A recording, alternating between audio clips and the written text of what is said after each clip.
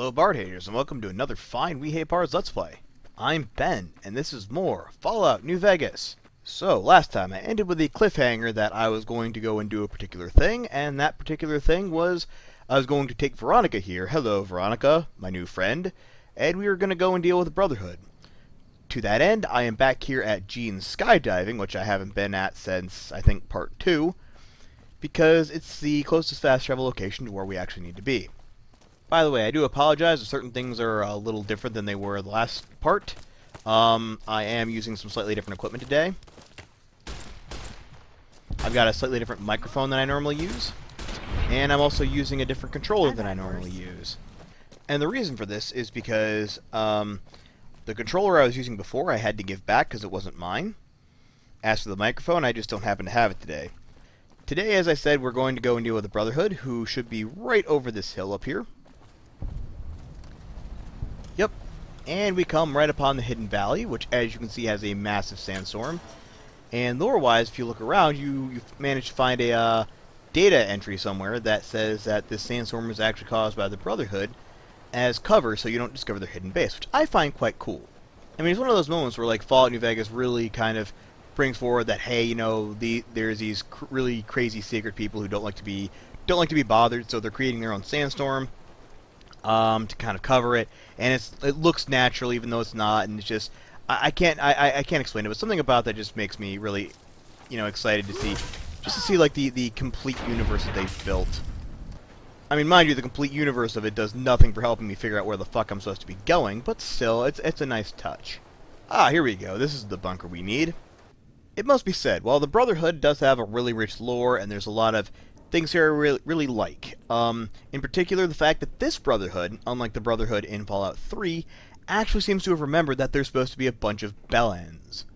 Because the overarching lore throughout all of Fallout is that the Brotherhood are technology freaks who want to control all technology and make sure no one else can use it, etc., etc., etc., and anyone who does, they basically just kill. Now, Fallout 3, they kind of had it set up so that you're supposed to kind of work with the Brotherhood, and they were very open, very honest, like, yeah, let's help the entire wasteland get what it needs, and they were a very huggy, lovey bunch, which isn't really, it's kind of missing the point of what the Brotherhood is supposed to be. Meanwhile, this Brotherhood is very much along the lines of, nope, technology belongs to us, we're going to take all of it, and fuck anyone who tries to get in our way, which fits a lot more with the overarching lore of the Brotherhood. So that's the positive thing about the Brotherhood in this one. The negative with the Brotherhood is the actual quest we have to do for them.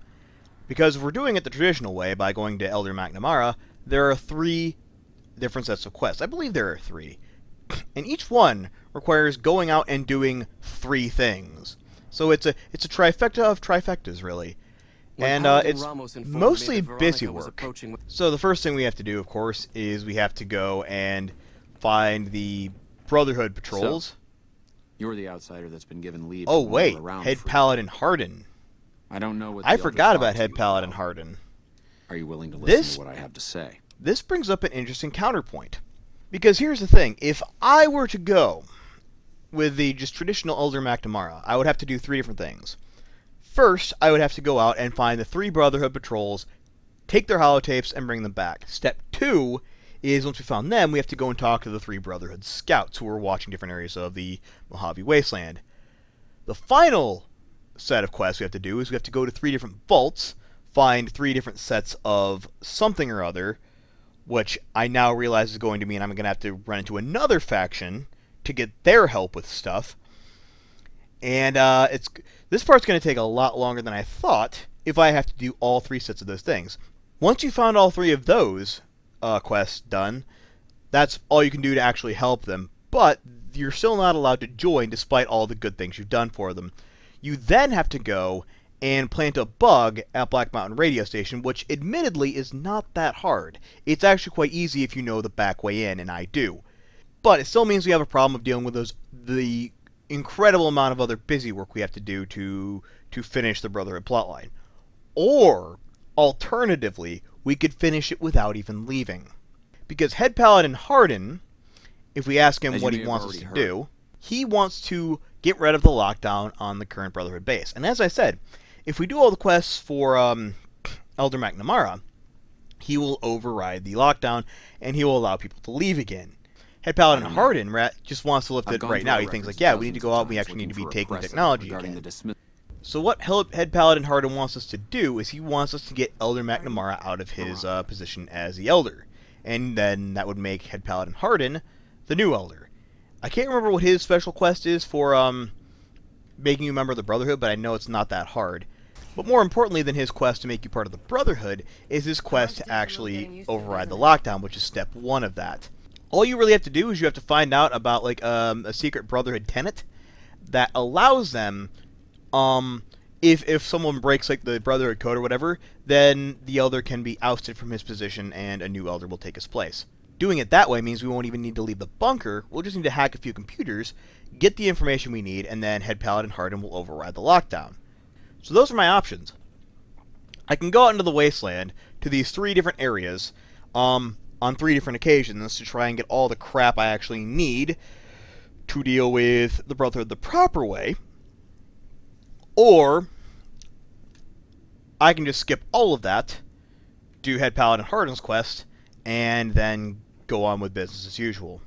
And I'll tell you what, the little voice in my head just said, Ben, if you refuse to do this the way you're supposed to, you are a fucking coward. Because the whole point of this game was to show off how good I am at it and how much stuff I know about it, my knowledge, my ability to work the system, in spite of the overwhelming odds of, 1, this being on hardcore mode, and 2, having to play by the Permadeath rule set, where if I die, that's it. So if we want to play this properly, it very much means I need to do this the right way. I need to do Head Paladin Hardin's quests. Nope. Elder McNamara's quests. Getting the 2 confused now. That means, as mentioned, I need to go and find the 3 different Brotherhood patrols and get the holotapes off of them. It also means a bit of a problem, because the first 2 Brotherhood patrols will be easy, and I'll show you where we have to go to get them.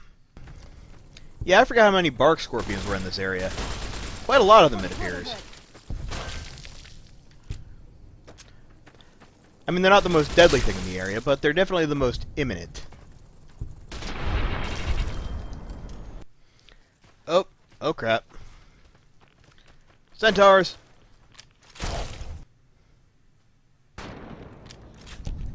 Okay, Centaur's dead. Yeah, Centaurs are definitely more dangerous than the whole... Oh crap. Why am I getting irradiated? Why am I getting irradiated? With the Centaur's dead, we can now come and find the first Brotherhood patrol, which admittedly means I'm going to have to kill more Centaurs. I completely forgot about those. But they're not too deadly. Oh, it's Mo! It's the unique Centaur. Why are there so many Centaurs in this area? I just wanted to come in, get my thing, and get out. This is what I wanted. Hold on. Holotape. Ah, how do I get out of here? Crap! Where's the exit?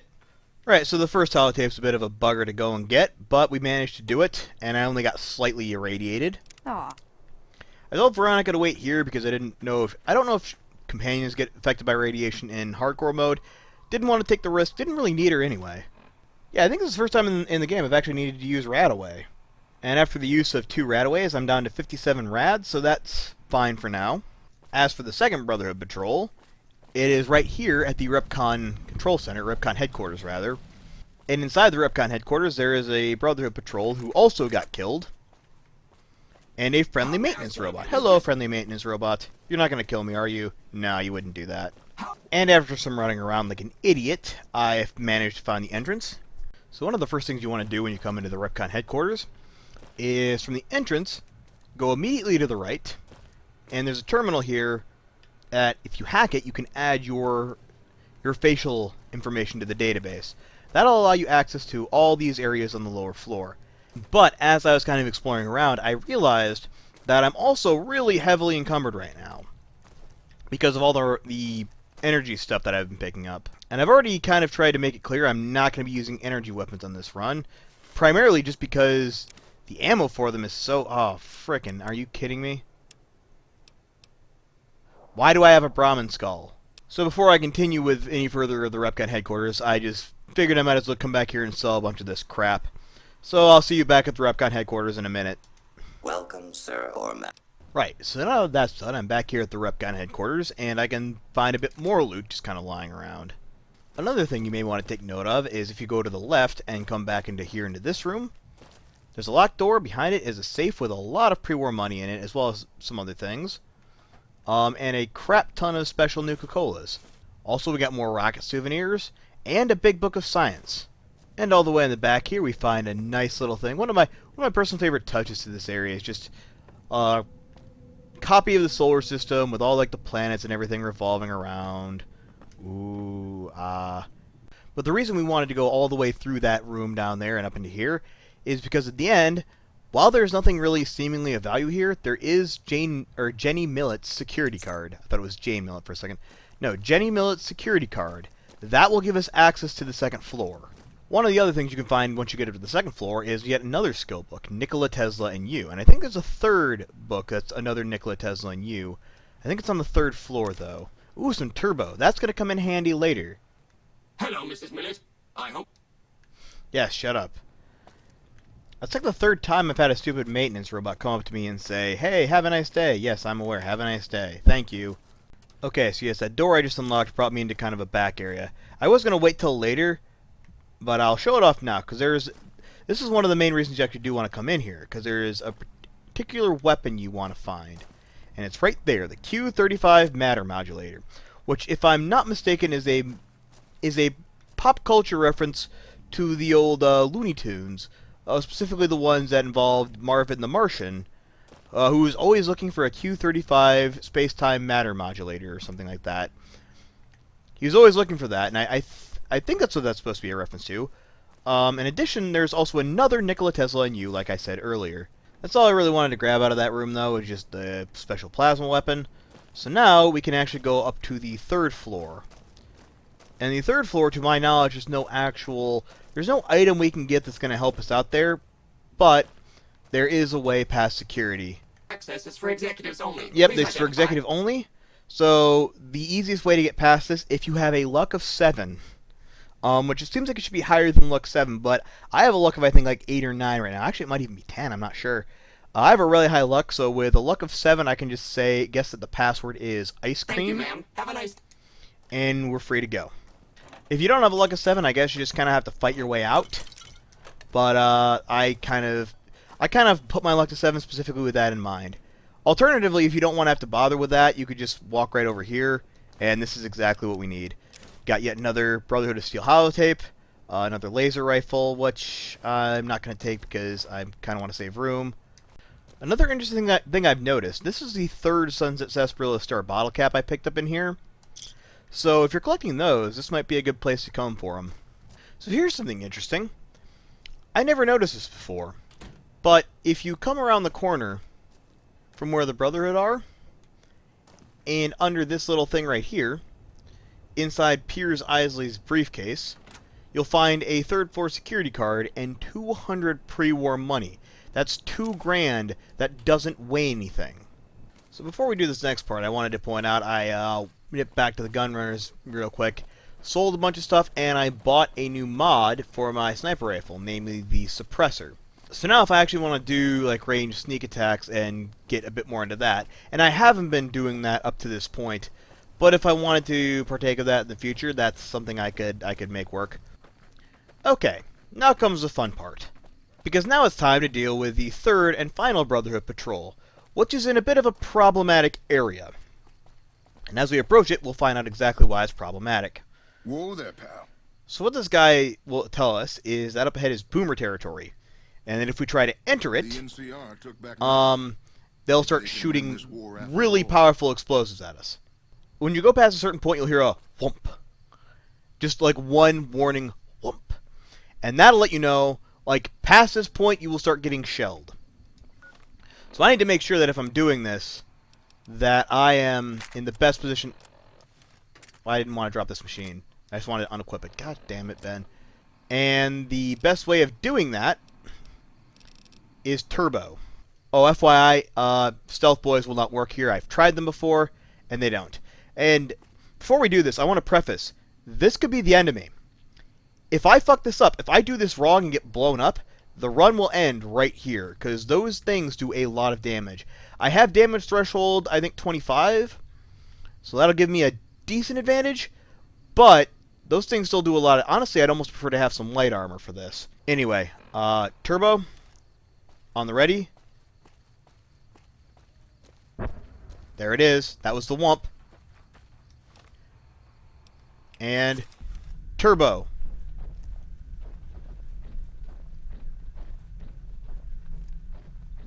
Yep, and we just sprint as fast as we can. Another turbo. I may very well be addicted to turbo by the end of all this. Yes, slow motion behind me, but I think I missed it. Oh, made it past without taking a single point of damage. Awesome. And am I addicted to turbo? Probably. Well, I'm not addicted to turbo, but I am a bit sleep deprived, so I'm gonna have to take care of that at some point. So we managed to make it to the Boomer's front gate without getting exploded. Right. Don't you move. That dude will try to intimidate me. Run, hide. Well, not even the hide so much. Just take a bunch of turbo and run as fast as I can.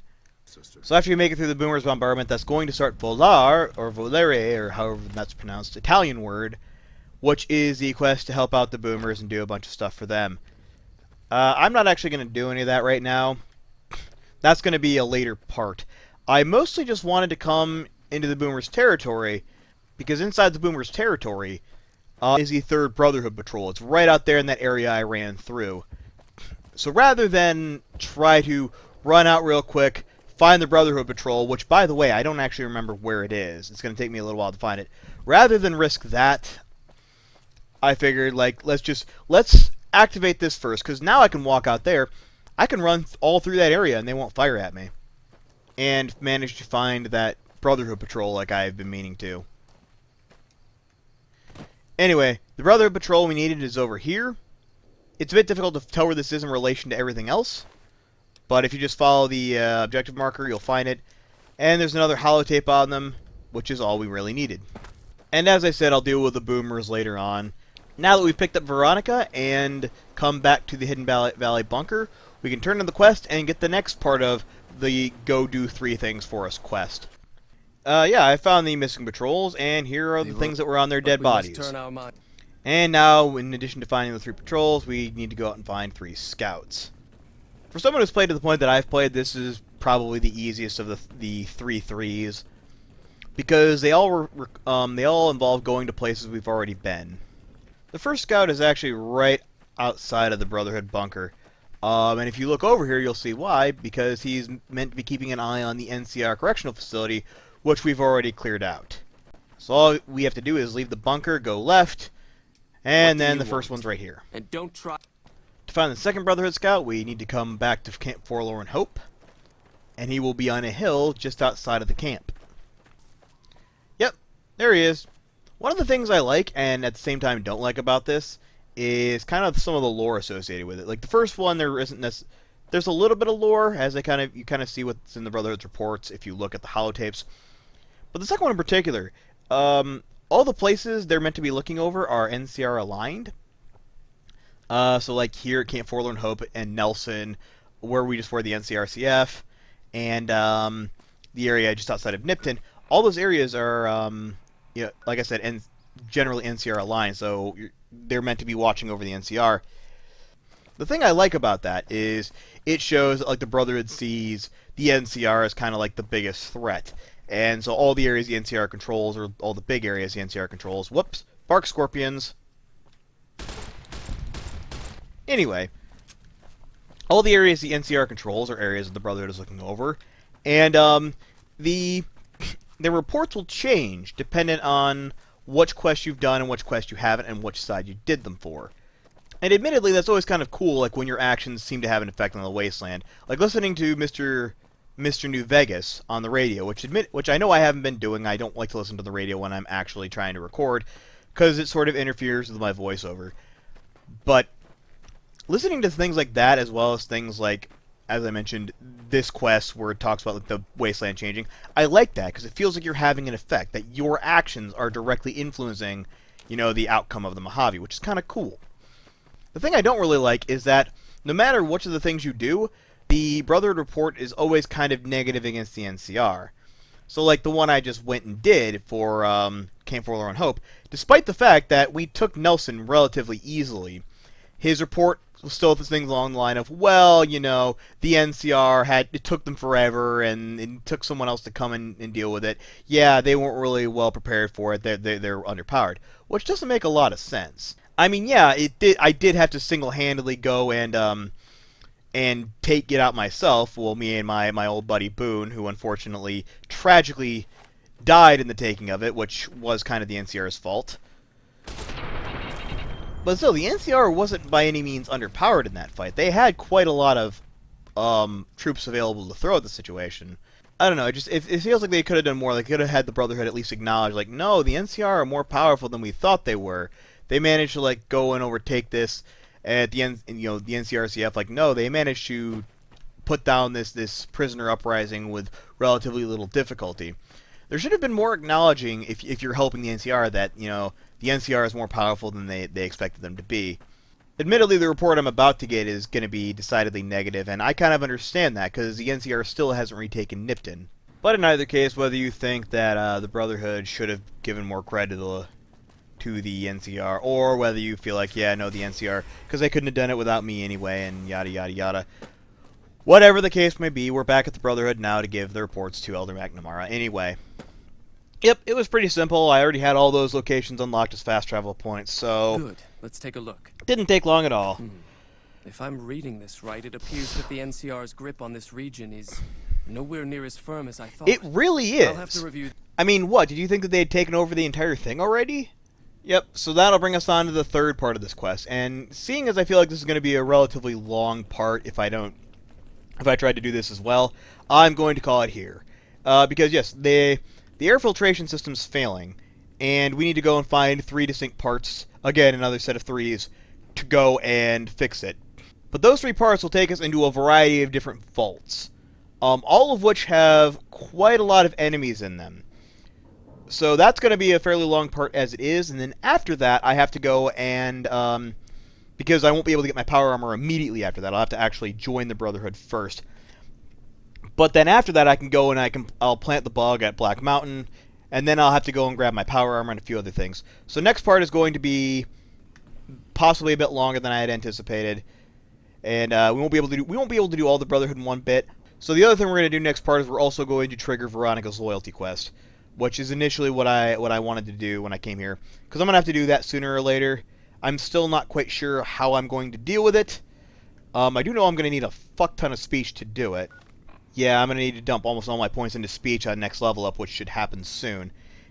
Anyway, that'll all happen next time. I'll plan out exactly what I want to do, how I want to do it, and where all we're going to end. But in the meantime, thanks as always for tuning in, guys. I was Ben, and this was Fallout New Vegas Hardcore Permadeath. See you next time, everyone.